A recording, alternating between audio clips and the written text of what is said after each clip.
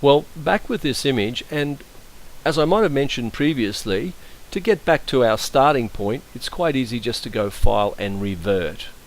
Revert takes you right back to when you first saved the file, or takes you back to the last time you saved the file. Quite handy.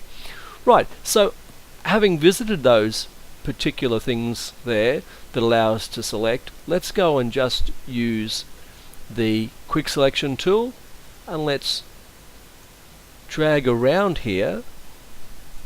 Let the mouse button up, drag around here. And that's pretty much the background of the image selected. It would appear to be pretty reasonable. Now, to delete the background, we need to press the delete key, and you can see it's deleted the background for us.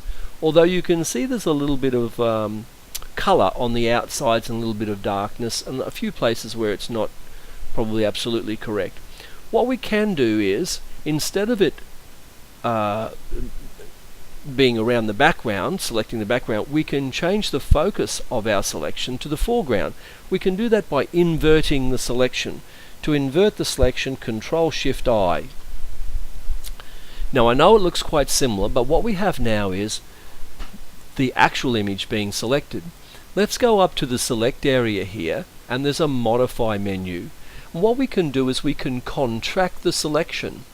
So if we contracted the selection by 2 pixels, that would mean that it would move in closer to the white by 2 pixels around the whole image.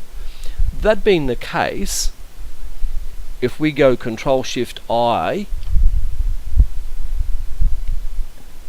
and change it to the outside, that means that selection will now be 2 pixels further in. And if we press the delete key, you'll see that that tidies up that edge. What we've done there is taken 2 pixels off the outside of our selection. Okay, Control-Shift-I, and now we have our selection again. And if you wanted to save that selection, you could go Select, Save Selection, and just call it Flower. And forever a day, that will be saved in here. It's saved under Channels. I don't really want to talk about that.